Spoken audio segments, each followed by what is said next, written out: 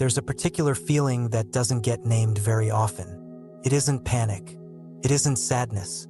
It isn't confusion in the dramatic sense. It's the feeling of not being aimed. You wake up and nothing is wrong.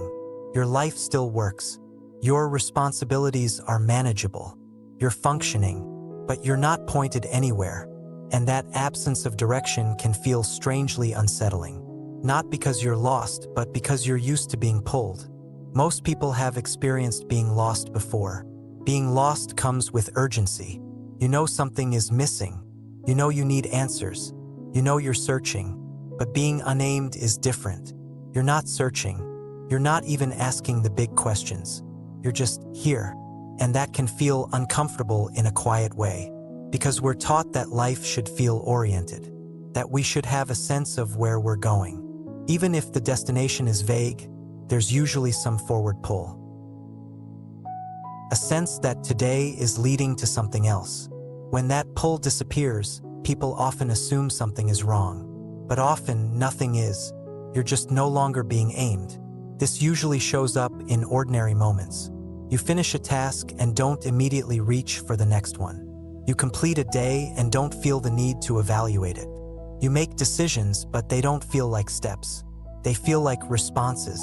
And then there's a pause. A pause without anxiety, but also without excitement. That pause is where many people start questioning themselves. Why don't I feel driven? Why don't I want more? Why does everything feel fine? That last word, fine, often carries discomfort. Because fine doesn't sound like a life that's working. It sounds like settling. But being unnamed isn't settling. It's something else entirely. Being unnamed means you're not orienting your life around a future image. You're not steering toward a version of yourself. You're not chasing improvement or escape. You're responding to what's in front of you. And for many people, that's a new experience. We're used to forward motion being fueled by dissatisfaction, by wanting something different, by needing the present to change. When dissatisfaction quiets, motion changes. It doesn't stop. It just loses its urgency. That's when people start wondering if they've lost something essential. But often, what they've lost is pressure. Pressure to arrive. Pressure to progress. Pressure to justify effort. Without that pressure, life can feel oddly neutral.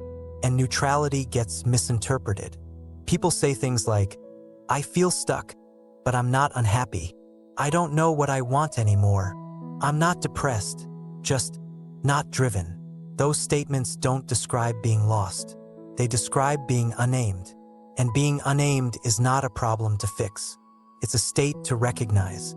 Being unnamed often comes after years of movement, after building, after striving, after chasing clarity or stability. At some point, the system that once propelled you forward stops responding to pressure. Not because it's broken, because it's done being forced. You may notice that motivation doesn't work the way it used to. You try to psych yourself up, and nothing happens. You imagine future rewards, and they feel flat. You tell yourself you should care more, and it doesn't change anything. This is usually when people turn inward aggressively. They analyze themselves. They diagnose burnout. They look for explanations. But analysis often doesn't help. Because this isn't a problem of understanding. It's a shift in how life moves through you. Being unnamed doesn't feel dramatic. It feels ordinary, which makes it harder to talk about. There's no crisis to point to, no clear reason, just a quiet absence of pull. And that absence can feel like a void if you've spent your life being oriented forward. But a void implies something missing. What's actually happening is that space has opened. Space that used to be filled with pressure. Space that used to be filled with expectation. Space that used to be filled with becoming. Without those things, life feels wider, but also unfamiliar. You may notice that you're less interested in defining yourself, less interested in goals, less interested in explaining what you're doing with your life. That doesn't mean you don't care. It means you're not organizing your life around explanation anymore. Being unnamed also changes how you experience time. Days don't feel like steps. They feel like days. You don't count progress. You don't feel behind. But you don't feel ahead either. You're just here. And that can feel unsettling if you're used to measuring yourself. Measurement gives orientation. Without it, you're left with experience. And experience doesn't come with labels. This is often where people try to re-aim themselves. They pick a new direction, a new identity, a new framework, not because it feels right, but because being unaimed feels uncomfortable. But forcing direction rarely works, because the part of you that stopped responding to pressure won't respond to a new one either. It's not interested in being aimed. It's interested in contact, in reality, in what's actually happening now. Being unaimed means life is no longer filtered through, what does this lead to? You do things because they're needed, or because you're drawn to them, or because they arise naturally. And when they're done, you stop. There's no sense of building momentum, no sense of stacking meaning, just participation.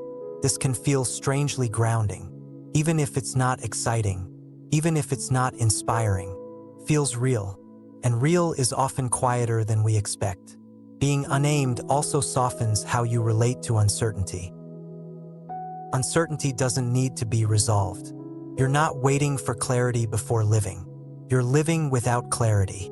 And that's not a failure. It's a condition. Most people think clarity should come first, then life. But often clarity comes later, if at all. And life doesn't wait. Being unaimed allows you to live without answers, without pretending to know, without needing to be certain. And that honesty can feel relieving. You're not pretending to have a plan. You're not pretending to know where things are going. You're just living. This episode isn't trying to convince you that being unaimed is better than being directed. Direction still has its place. But being unaimed is not something to fear. It's not a void. It's not stagnation. It's the space where life continues without being pulled forward by dissatisfaction. If you're listening to this and recognizing yourself, if your life feels stable but not exciting, if motivation feels unnecessary rather than absent, if you're not searching but also not arriving, you're not lost. You're just not being aimed right now. And that's okay. This season isn't about telling you what comes next. It's about staying with this space long enough to understand it. Not intellectually, but experientially. If this reflection helped you feel less alone in this quiet state, you're welcome to stay with the season as it continues. Liking the video helps it reach others who may think something is wrong when nothing is. And if someone you care about seems adrift without distress, you're welcome to share this with them, only if it feels right. Not being aimed doesn't mean you've stopped moving. It means movement is no longer being forced. And that's a very different way to live.